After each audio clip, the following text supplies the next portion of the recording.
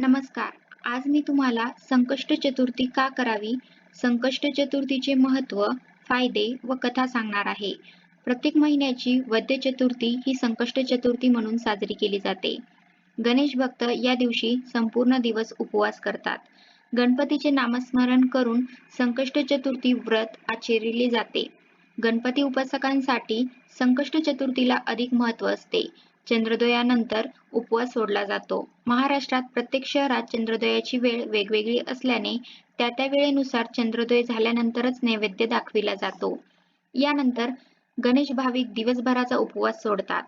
संकष्ट चतुर्थीचे व्रत महिला आणि पुरुष यापैकी कोणीही करू शकते. काही जण मिठाची चतुर्थी करतात तर काही जण पंचामृती चतुर्थी करतात. या दोन्ही व्रतासाठी चंद्रदर्शन महत्त्वाचे आहे. दिवसभर उपवास करून चंद्रोदय झाल्यावर चंद्राला आणि गणपतीला महानैवेद्य दाखवावा. यासाठी मोदक करण्याची पद्धत ही आहे. त्यानंतर भोजन करावे. या व्रताचा कालावधी आमरण 1 वर्ष किंवा 21 वर्ष असा आहे. व्रतराज या ग्रंथात हे सविस्तर सांगितले आहे. मिठाची चतुर्थी आणि पंचामृती चतुर्थी.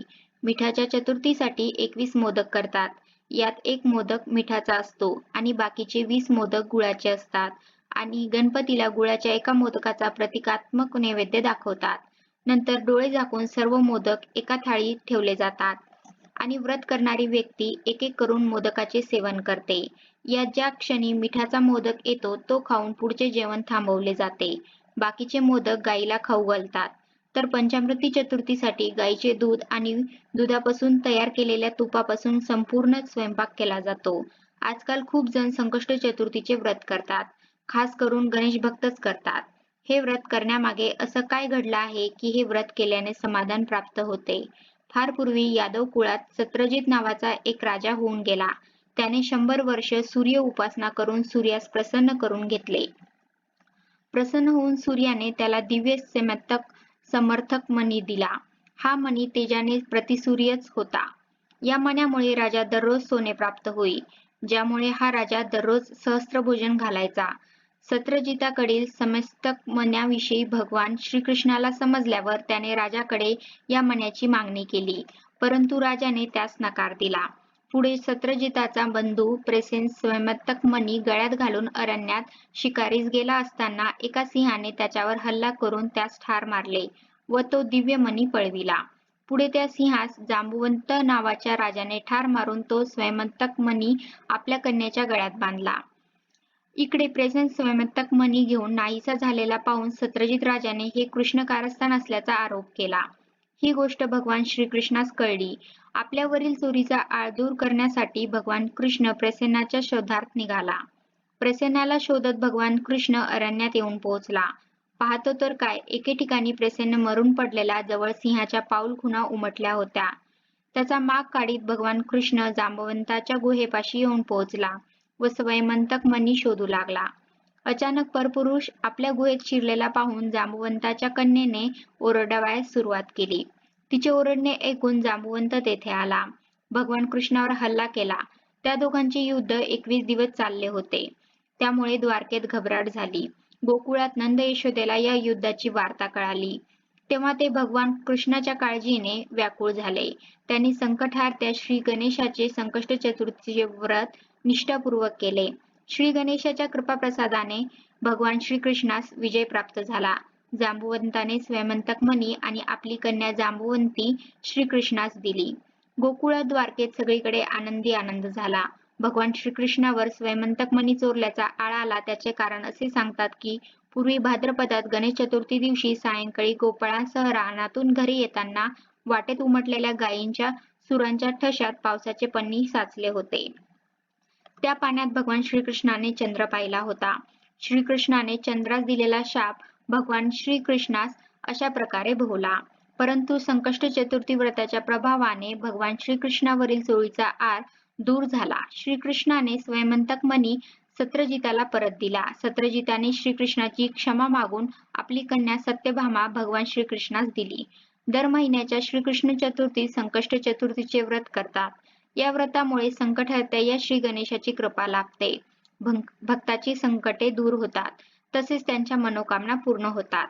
चमत्कार घडवणारे विशेष श्री गणेश मंत्र गणपतीची आराधना केल्याने अर्थ, विद्या, बुद्धी, विवेक, यश, प्रसिद्धी, सिद्धी सहज प्राप्त होते.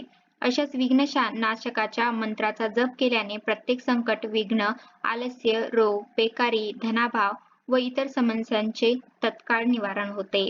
प्रस्तुत केलेले मंत्र गणपतीचे त्वरित परिणाम देणारे मंत्र मानले जाते. गणपतीचा मेज मंत्र दहम आहे.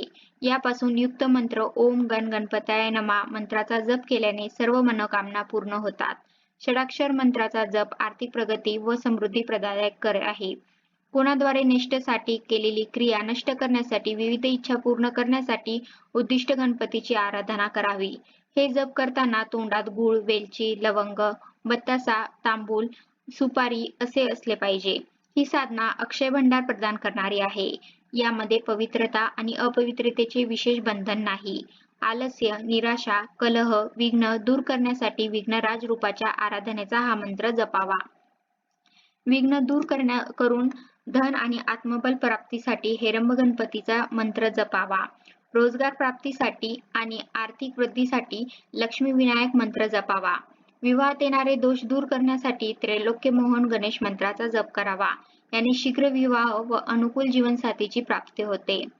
गणपती अथर्व शीर्ष संकटनाशक गणेश स्तोत्र, गणेश कवच, गणपतीची स्तोत्र, ऋणहर्ता गणपतीची स्तोत्र, मयुरेश स्तोत्र, गणेश चालिसाचा पाठ केल्याने सर्व मनोकामना पूर्ण होतात. संकष्ट चतुर्थी निमित्त काय करावे? तर सकाळी लवकर उठून अंघोळ करून घरातल्या देवांची मनोभावे पूजा करा. गणपतीला जास्वंदाची फुले, दुर्वा अर्पण करा. अथर्व शीर्ष आणि गणपती स्तोत्र म्हणा. तब्येत साथ देत असल्यास दिवसभर उपवास करा. रात्री चंद्रदर्शन करून उपवास सोडा. फलाहार, सुकामेवा, दूध असा हलका आहार घ्या. राग, लोभ या दुर्गुणांचा त्याग करण्यासाठी संकल्प करा आणि त्यावर अंमल करा. संकष्ट चतुर्थी निमित्त काय टाळावे? तर मांसाहार टाळावा. दारू, धूम्रपान अशी शरीराला घातक असलेली व्यसने टाळावी. कोणाशी वाद घालू नये. हाणामारी टाळावी. अपशब्दांचा वापर टाळावा. कोणालाही दुखू नये. प्राणी आणि पक्षी यांना कधीच दुखू नये. आता आपण संकष्ट चतुर्थीची कथा पाहूया. एकदा गणपती उंदरावर बसून घाईघाईने जात असताना गणपतीचा पाय घसरला. तेव्हा त्याला पाहून चंद्र उपहासाने हसला. ते पाहून गणपतीला चंद्राचा फार राग आला. त्या रागाच्या भरात गणपतीने चंद्राला शाप दिला की आजपासून तुझे तोंड कोणी पाहणार नाही. जो कोणी पाहिल त्यावर खोटा आळ येईल. गणपतीचा हा शाप ऐकून चंद्र भयभीत झाला व क्षमा मागून शाप मागे घ्या अशी विनवणी करू लागला. गणपती ऐकत नाही हे जेव्हा चंद्राच्या लक्षात आले तेव्हा चंद्राने मोठे तप करून गणपतीला प्रसन्न करून घेतले. चंद्राच्या तपामुळे व सर्व देवांनी प्रार्थना केल्यामुळे गणपतीने चंद्राला शापातून मुक्त केले. पण वर्षातून एक दिवस भाद्रपद शुक्ल चतुर्थीच्या दिवशी म्हणजेच गणेश चतुर्थीच्या दिवशी तुझे तोंड कोणी पाहणार नाही आणि जो कोणी पाहिल त्यावर त्या वर्षी खोटा आळ येईल असे सांगितले. त्यावर चंद्राने प्रार्थना केली की कोणी चुकून जर गणेश चतुर्थीच्या दिवशी माझे तोंड पाहिले तर खोटा आळ येऊ नये म्हणून त्याने काय करावे? तेव्हा गणपतीने सांगितले की त्याने संकष्ट चतुर्थी व्रत करावे. म्हणजे खोट्या आळातून त्याची मुक्तता होईल. गणेश चतुर्थीच्या दिवशी चंद्र पाहिल्यामुळे श्रीकृष्णावर स्वयंवंतक मणी चोरल्याचा खोटा आळ आला होता. तो आळ कृष्णाने संकष्ट चतुर्थी व्रत केल्यामुळे गेला अशी कथा आहे. आबालवृद्ध स्त्री पुरुषांनी सर्वांनी करावयाचे हे एक साधे सोपे पण शीघ्र फलदायी व्रत आहे. श्रावण महिन्यातील संकष्ट चतुर्थी व मंगळवारी येणारी अंगारकी चतुर्थी विशेष फलदायी व महत्वाची मानतात. चंद्राने तप करून गणपतीला प्रसन्न करून घेतल्याने चंद्रदर्शनाचे महत्व आहे. या दिवशी प्रत्येकाने निदान वर्षातून या 2 तरी संकष्ट चतुर्थी अवश्य कराव्यात असे शास्त्र सांगते. या सोप्या उपायामुळे गणपतीचा आशीर्वाद मिळतो. अनेक लोक दर महिन्यात येणारे हे चतुर्थीचे व्रत श्रद्धापूर्वक करतात. गणपती देवता समृद्धी, बुद्धी व सौभाग्य प्रदान करणारी देवता आहे. तर अशी आहे संकष्ट चतुर्थीची कथा व महत्व. धन्यवाद.